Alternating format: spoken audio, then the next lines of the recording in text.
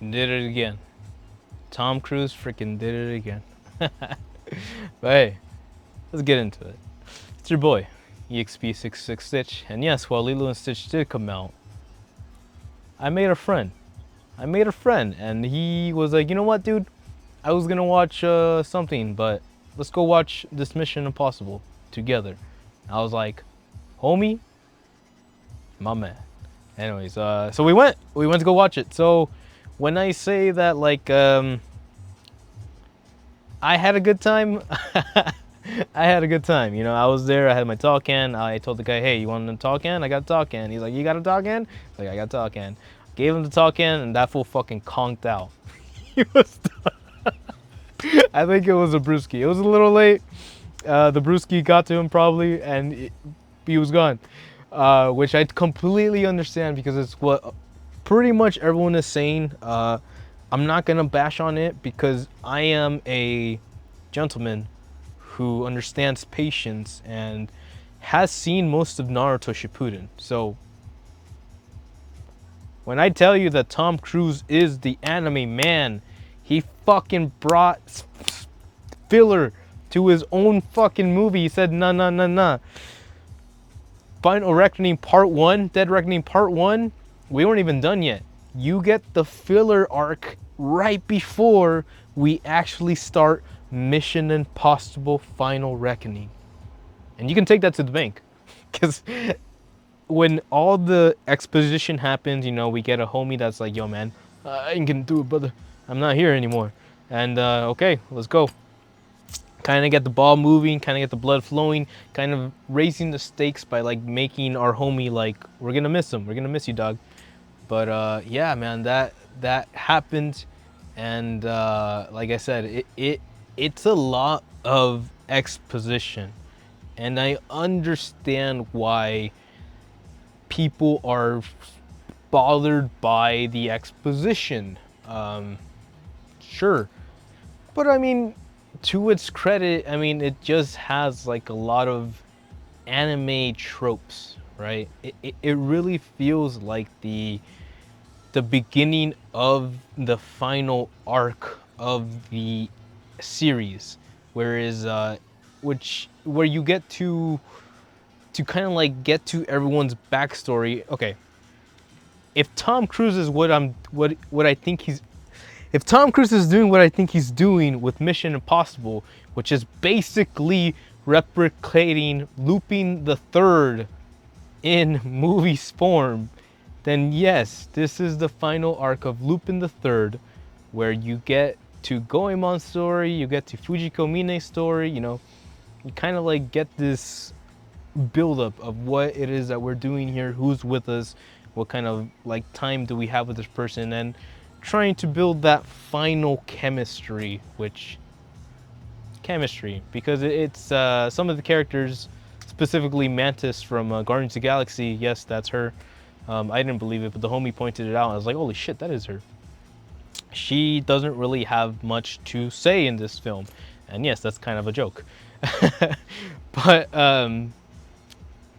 it's fair enough that for what this dude was trying to pull off, trying to get that final friendship is power Lupin the Third moment going on, I buy it. You know, I'm very chill. I'm not like, movies are fun. Movies are meant to be absorbed and kind of interpreted. And yes, they have a specific interpretation for the most parts. But the beauty about movies is that there are so many emotions involved in those movies, films, that everyone kind of brings their own situation to the playing field. So I mean, yes, that's with any freaking book, any story, any video game. But when you're out there blasting shit up or trying to angulate how to find a crashed submarine through sonar, ticks only, or holding on to god darn life by the seats of a biplane, man, it gets to you. It makes you feel one thing: survival. Because at the end of the day, this is a film about AI. The shitty people who really just want to feel like they have power, and how far they have pushed us to just react to this, right? Unfortunately, we're a couple years away from that one, so nobody's really kind of like planning for doomsday protocols and all that. Wink, wink, don't judge. But it really does its job of putting a mirror to the face of all of us, because this is Mr. Worldwide, Mr. Studio Ghibli fan, Mr. John Wick ballerina fan, the world of John Wick, Tom fucking Cruise, dude. Cruise control, man. He's out there. He knows. He has been integrating with the world, the universe. And while he has maybe a weird ass religion to kind of like to jump off of, the fact that this guy sees in more besides just dollars and symbols and just like social status says more to me about his character than what the film's final product is, right? And I think that's why I give him more of a leeway, because there's no way this Japanese fan can be that bad. You know what I mean? No, I mean, there's no way my Japanese fan Tom Cruise can be this cute, or my little Tom Cruise can be this cute. But it is to its credit, right? We have those moments. We have those anime friendship is power moments. We have those anime, like, listen, man, let's just believe in the heart of the cards moments. We have all these huge set action pieces that are created on the simple fact of belief. There's no guarantee that any of this would have lined up or that it would have worked. But the man believes in his team. The man believes in family. And so, you know, I got a soft spot for these things, man. I like when someone who can fucking rock climb free-handedly and can hold their breath in subthermal waters for longer than 1 minute, and someone who can fucking like fly outside of an airplane or a biplane. That kid starts to earn my respect, you know what I mean? So if that kid has a thing or two to say about, hey man, maybe we should work together, or maybe we should stop being assholes, or maybe we should not fucking nuke each other, it ain't all bad, right? But it is what it is. So at the end of the day, this film does its thing of getting all that nostalgia bait, getting all those characters, going full Super Smash Brothers with the invitation being like, everybody's here. And I'm not a huge Mission Impossible fan. You know, that like the first ones came before my time. I think number 3 was the first one where I was like, oh shit, this guy is coming back for the 3rd time and he's not done yet? What the fuck?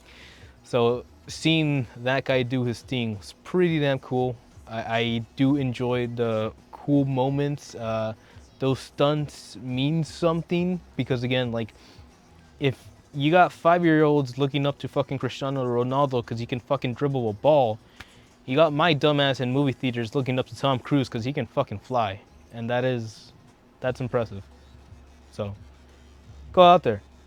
Have fun. Enjoy this little art piece that this man has literally risked his life for. And if he has something to say, it's aight, you know? Because you don't have to believe in it. You don't have to be a Scientologist. But if it makes you think, if it tickles your pickle, then you know something's up. So with that being said, I hope it all works out. I'm just a dude out here having fun, enjoying what is Mission Impossible, seeing how the video lags every time I input a side video. We might have fried a component, but grateful that there is still people out there just having fun, experiencing and living their lives out there. So whatever it is, whatever it may be, I think we can at least enjoy these fun moments while they last. Because when that AI takes over, baby, it's all analog from here. And now I understand why Zenless Zone Zero plays VHSs instead of digital products. But hey, it's your boy, EXP666, having a good time, being fun. And if you haven't checked it out, our homeboy, Sunny Set, uploaded Panty and Stocking. What is Panty and Stocking? Oof. It's worse than whatever you think it is.